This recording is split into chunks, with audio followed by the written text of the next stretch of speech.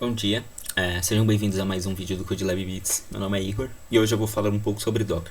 Afinal, para que serve essa ferramenta? Basicamente, o Docker é uma ferramenta para construir, executar e compartilhar aplicações através de containers. Mas o que são containers e por que colocar nossas aplicações dentro de containers?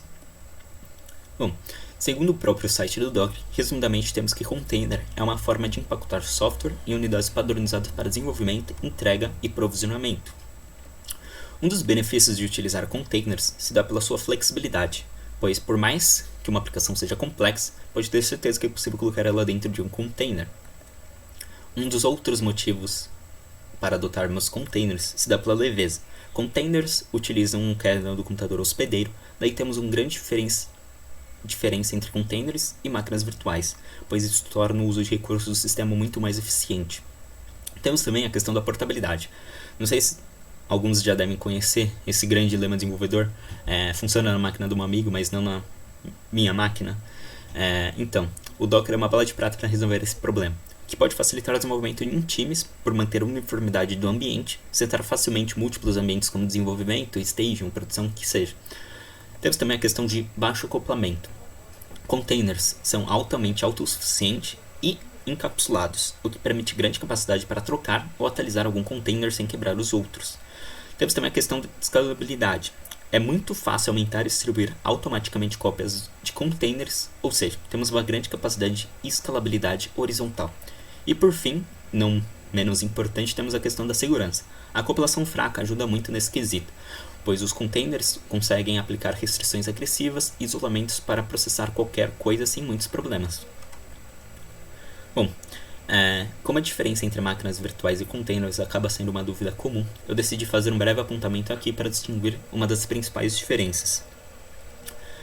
Nesse primeiro modelo aqui, como vocês podem ver aqui, temos um exemplo de um deploy que seria feito em um computador como os nossos, por exemplo, uma aplicação web feita em Node.js, em que todas as dependências estariam instaladas localmente, com o servidor na máquina rodando através de um processo executando tal aplicação, sem nada muito rebuscado. Tal modelo já foi muito usado antigamente para fazer deploy de aplicação. Já nesse segundo modelo aqui, como vocês podem ver, uma máquina virtual acaba rodando um sistema operacional inteiro que consegue acessar os recursos da máquina hospedeira através de um hypervisor. Para fins de simplificação, o hypervisor seria algo como uma ponte entre o sistema real e o virtual. Em contrapartida, como apontado anteriormente, um dos grandes diferenciais dos containers, que os torna leve em comparação às máquinas virtuais, se dá pelo uso nativo do kernel do Linux na máquina hospedeira. Como vocês podem ver aqui nesse terceiro modelo aqui, cada aplicação containerizada não tem um sistema operacional. Eles acabam utilizando nativamente o kernel da nossa máquina, através do cgroups.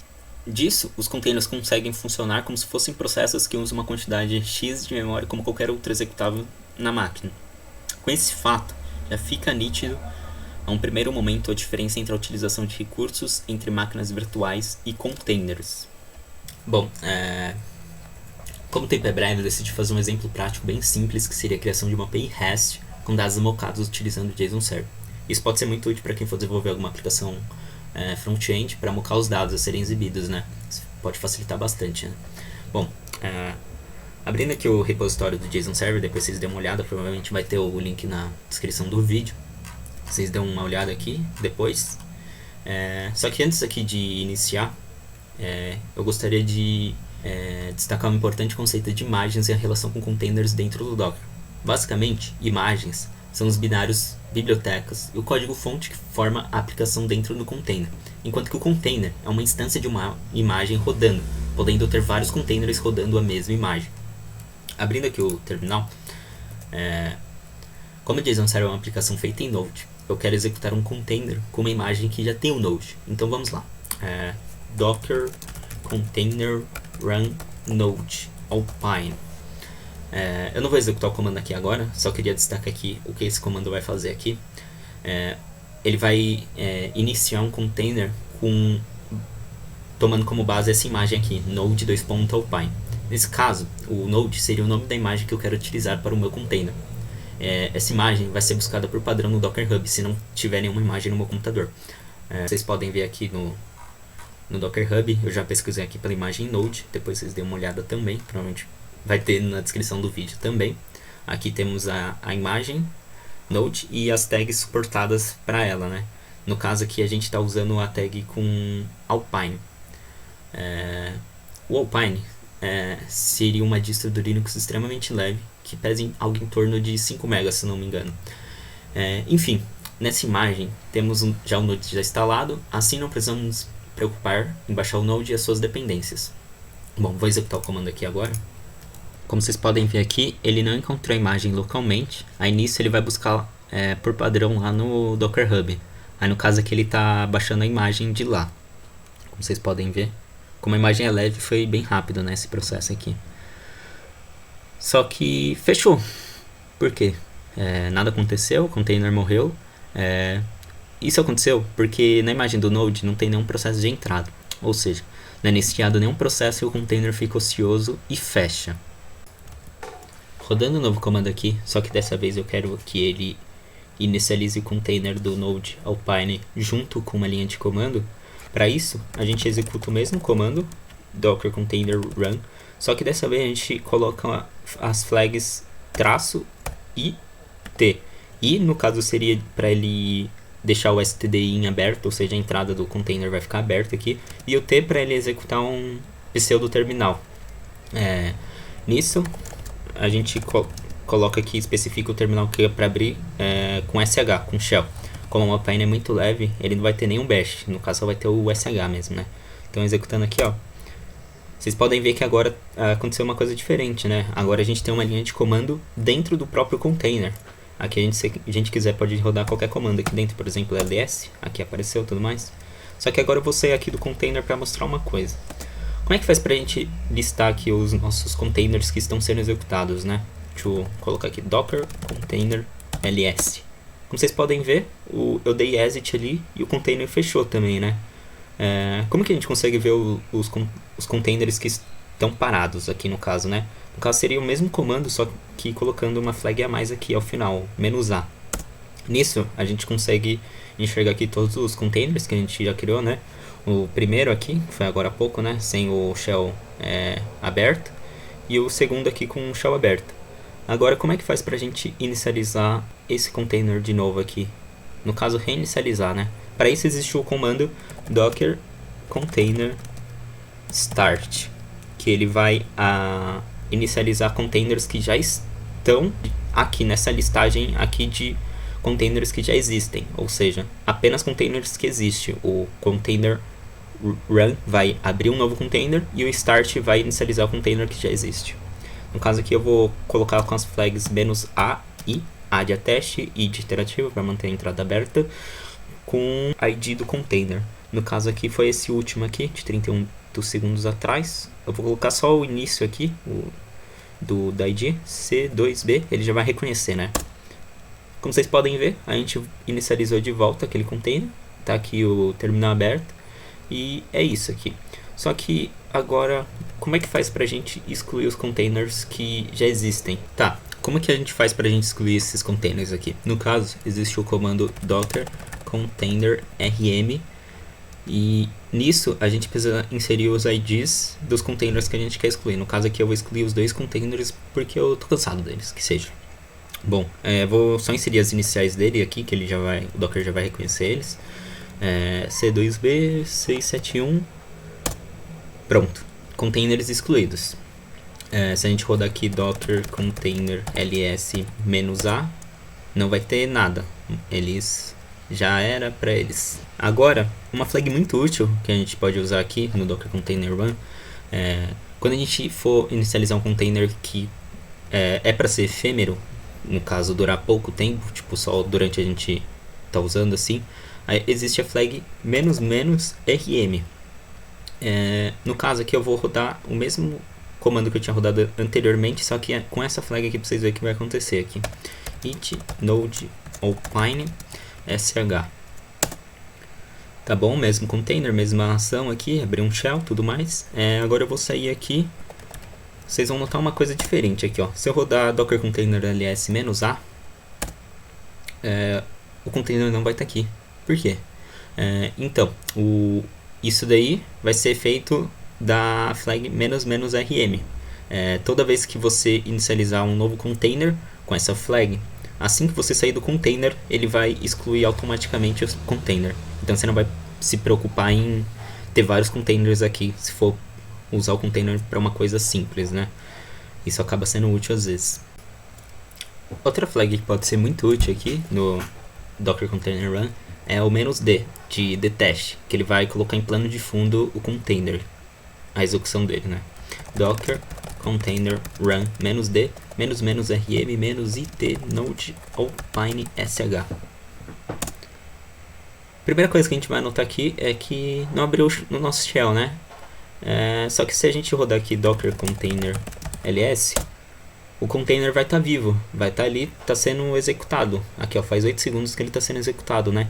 Só que como que faz para a gente acessar ele agora, né? Para isso existe o comando docker container exec, que vai ter o trabalho de executar alguma coisa em um container que já existe e está sendo executado. E isso mostra a diferença entre o exec, o run e o start, né? No caso aqui eu quero que ele execute, eu quero executar um terminal nesse container, né? Então eu vou colocar aqui "-it", com o ID do nosso container, né? Vou colocar as iniciais aqui, 38A, e eu quero abrir um shell novamente, né? Tá, eu abri aqui, posso usar os comandos na linha de comando e tudo mais. Agora eu vou sair aqui só para vocês notarem uma coisa aqui.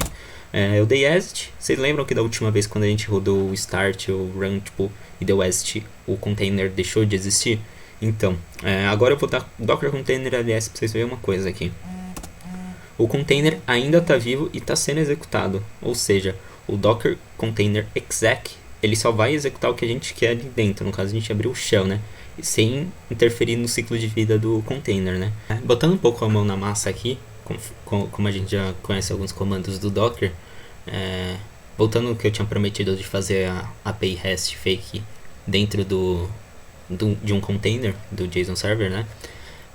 No caso aqui eu mostrei já o repositório para vocês, né? E eu tenho, antes de tudo, eu quero parar o container que a gente estava mexendo aqui, né? Docker container ls. Tá, como que faz pra gente parar aqui? No caso eu vou usar o comando docker container stop com o ID do container que eu quero parar, né? Com o container parado, a gente pode começar a pensar como que a gente vai fazer para criar a nossa aplicação do JSON Server dentro do nosso container, né? No caso aqui eu tenho um arquivo com os dados que eu quero servir com o JSON Server, né? São dados de pessoas aqui, ó, ID, primeiro nome, último nome, e-mail, gênero, tudo mais. Só que como que a gente faz para ter esse mesmo arquivo dentro do nosso container, né? Uma solução para isso é utilizar Docker Volumes. No caso a gente vai fazer um data mount desse arquivo dentro do container. Ou seja, tipo, esse diretório aqui absoluto vai ser montado com o arquivo dentro do container. Ou seja, o que está dentro do container vai ser o mesmo que a gente consegue visualizar aqui embaixo com ls, que é esse dados aqui. Só que como que faz pra gente fazer isso? Aqui no caso eu vou rodar o mesmo comando, docker container run, só que com uma flag a mais, apontando aqui o diretório absoluto, né? O pwd aqui no caso é um comando que tem como output o diretório absoluto atual, né? Eu vou colocar aqui /dados JSON, que é o que eu quero montar lá dentro, né? Aí depois desses dois pontos aqui a gente coloca o caminho absoluto da onde vai esse dado aqui lá dentro do container, né? Eu vou colocar aqui JSON server app-dados.json e continuar com o comando que a gente tinha rodado aqui anteriormente, né? Alpine sh. Bom, container aberto, te dá ls aqui, ó, vocês podem ver ali a pasta JSON server app, ls aqui de novo, cat dados, temos os mesmos dados. Só que agora eu quero instalar o JSON server aqui dentro do container, né? Que a gente não tem ele, né? Como a gente já tem a imagem do Node, a gente já tem um npm instalado aqui, então basta usar npm-g JSON server. Nisso a gente vai instalar o JSON server dentro do nosso container, né? Só que agora, como é que faz pra gente servir esses dados que a gente colocou aqui dentro, né? Para isso, vocês dêem uma olhada lá depois na documentação do JSON server, né? Para como rodar esse comando aqui, para saber quais comandos vocês devem executar, né? Vou rodar aqui. Só que agora deu um problema aqui, né? O dado precisa ser um objeto, né? De fato, né? A gente colocou o que a gente tem aqui nos dados JSON é um array, né? Vocês podem ver aqui no finalzinho, tá finalizado com um colchete, né? Não é um objeto. Só que, como eu falei, a gente pode editar isso daqui no meu computador e a gente vai sentir a mesma mudança aqui dentro do container, né? Tá, abrindo um novo terminal aqui, para editar os arquivos de dados aqui, eu quero editar o dados.json. No caso aqui eu já tenho ele pronto, aqui eu só vou dar um comando aqui para copiar ele já arrumado. Dados corrigido para dados.json. Pronto. Se eu dar get aqui, dados no meu computador aqui, ó, tá tudo certo. Fechou com chaves, tudo mais. Deixa eu mostrar aqui, ó. Aqui, ó, abri com chaves, fechei com chaves lá no final, coloquei o nome dessa array aqui no JSON como people, pessoas, né? Só que agora eu vou abrir aqui de novo no container, né? Será que refletiu mesmo os dados aqui? Vamos ver. Bom, como vocês podem ver aqui, ó, já tá a nossa alteração que a gente fez lá no meu computador aqui dentro do container, né? Vocês podem ver ali, ó, iniciou com chaves, people, tudo mais. Só que, e agora? Deixa eu inicializar aqui. Vamos rodar o mesmo comando aqui. Pronto, os dados estão sendo servidos, né? Só que, deixa eu abrir aqui. Sim, página. Como vocês podem ver, unable to connect. Erro de conexão, né? Sim, pois sem conexão. O Docker usa uma rede privada e por padrão não expõe nenhuma de suas portas para a máquina hospedeira. Mas como resolvemos isso? Para isso existe uma flag para a gente rodar aqui no terminal "-publish", ou utilizar o alias "-p", que utiliza a porta host, porta container. Deixa eu mostrar aqui. Vou terminar aqui. Bom, a gente vai ter um probleminha aqui porque a gente rodou o último comando com a flag "-rm", então o container foi excluído, né, assim que a gente saiu dele. Sabendo disso, eu já rodei aqui o comando, né, só que agora é diferente aqui. Eu adicionei a flag "-p", que eu acabei de falar, né.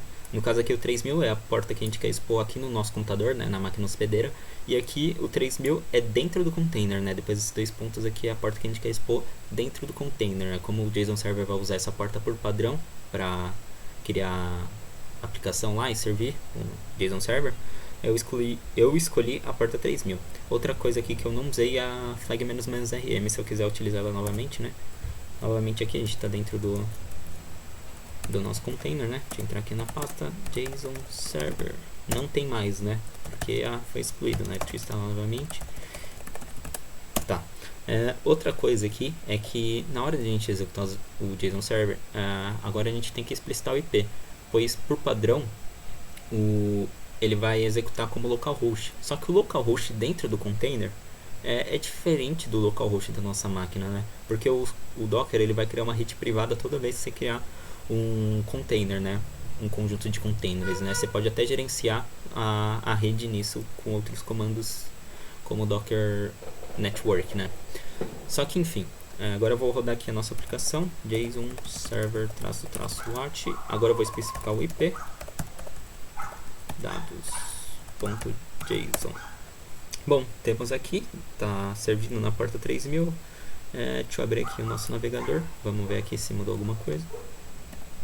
Bom, agora a gente tem os dados aqui enxergando dentro do nosso computador, né? Como vocês podem ver aqui. Voltando aqui para o terminal. Então, até aqui parece que a gente fez muita coisa, né? Realmente fizemos, né? Como evitar que a gente tenha que instalar tanta coisa, fazer tantos passos dentro do nosso container, né? Para isso, existe o Dockerfile, né? Que é um arquivo com instruções de como construir a imagem da forma que a gente quer, né? Facilitando o nosso trabalho e o compartilhamento da nossa imagem, né? Aqui eu vou terminar aqui o nosso processo do JSON Server, vou sair aqui do terminal dentro do container e vou aqui mostrar o Dockerfile que eu já criei aqui. No caso aqui, a gente tem a primeira instrução aqui da nossa imagem. Ele vai usar como base a imagem do Node Alpine, né? Aqui outro passo aqui é que a gente quer que ele instale o JSON Server, né? npmi -g JSON Server. Aqui a gente vai setar como diretório padrão de trabalho, né, o JSON Server App, e queremos expor a porta 3000 do container, né? Só que nisso, depois que ele fazer todos esses passos aí, eu quero que ele vá e faça isso daqui também, né? Ele execute o JSON Server e sirva os dados que a gente quer, né? Tá, deixa eu fechar aqui. Agora, vamos montar essa imagem aqui. Docker image build. Ponto. Eu quero colocar um nome aqui, JSON Server App traço bits. Tá, aqui a gente está executando, buildando a nossa imagem, né? Aqui no caso ele vai passar por todos os passos aqui, como vocês podem ver. O primeiro passo, usou como base no Node.js e tudo mais. E outra coisa bem legal aqui é que ele cacheia todos esses passos aqui. Então se você for lá no Dockerfile e mudar uma linha que seja, por exemplo, você mudar expose e colocar porta 8000 aqui, ele não vai executar tudo isso daqui de novo. Ele vai usar o cache dos passos 1, 2 e 3 e não vai executar eles. Ele vai ir direto para o passo 4 e só executar daqui para baixo. E isso daí acaba sendo um negócio bem importante na hora que você for criar um Dockerfile, né? Você coloca geralmente os comandos que exigem menos, né, tempo de processamento mais para baixo, né? Como esse npm install aqui, por exemplo, é um comando que vai exigir bastante, então acaba sendo um dos primeiros no Dockerfile. Agora a gente vai rodar aqui Docker image ls. Aqui a gente tem a nossa imagem, né? Coloquei como nome aqui, ó, JSON Server App Bits. Tá, como é que faz para agora a gente executar essa imagem aqui que a gente acabou de criar, né? No caso aqui eu vou rodar praticamente o mesmo comando que a gente rodou anteriormente, só que em vez de utilizar o Node 2.alpine, eu vou colocar aqui o nome da nossa imagem que a gente acabou de criar, né? Aí, em vez dele ir lá no Docker Hub ou buscar local pelo Node Alpine, ele vai saber que a minha imagem está aqui e vai usar ela, né? Só que no caso aqui eu não quero que ele abra o shell, eu só quero que ele execute o nosso container com os passos que a gente deixou lá, né? No caso aqui a gente ainda tem que manter aqui o nosso volume, né, de dados e ainda precisa colocar a flag "-p" para publicar as portas que a gente quer se comunicar com o container, né? Bom, tá aí, o container está sendo executado e está funcionando aqui, ó. Se a gente abrir aqui um terminal aqui novo, ó, se eu der http 3000 people, ele vai fazer um get aqui, ó. Aqui temos os dados, está funcionando normalmente, né? Tá tudo certo. Tá, agora eu vou fechar esse container aqui, que eu não quero mais ele, ó. Docker container ls. Tá ali, tá sendo executado tudo mais. Vou colocar aqui docker container stop 284. Bom, tá, mas como é que faz pra gente evitar de escrever tanta coisa aqui na linha de comando na hora de executar um container, né? Como é que faz pra gente evitar ter que escrever esse "-p", "-v", tudo mais e simplificar as coisas, né? Para isso, existe uma ferramenta chamada Docker Compose que traduz uma linguagem de domínio específica escrita em um documento Docker Compose YAML. No caso aqui, ó, eu já criei uma e vou abrir aqui para mostrar. Docker Compose YAML. Como vocês podem ver aqui, ó, aqui a gente tem algumas instruções, né? Tipo, aqui no caso aqui num serviço do JSON Server, eu quero buildar o ponto. No caso o ponto é que ele vai procurar no diretório atual pelo Dockerfile, né? Então aqui ele vai utilizar o Dockerfile que a gente criou agora há pouco, né? Que eu mostrei agora há pouco no caso, né? Aqui as portas, eu quero publicar as portas 3000, 3000 e volume de dados eu quero criar um data mount nos nossos dados, né? Aqui no caso eu não precisei usar o WD, só coloquei o ponto aqui que ele vai reconhecer o diretório atual, né? Aí agora como é que faz pra gente executar o Docker só com essas instruções aqui? A gente usa o Docker Compose Up Build. Primeiramente, build especificando traço build, ele vai montar a nossa imagem caso ela não existe.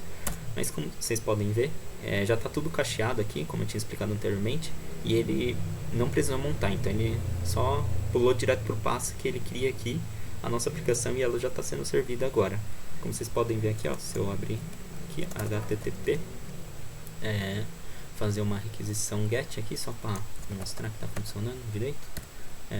People, tudo certo.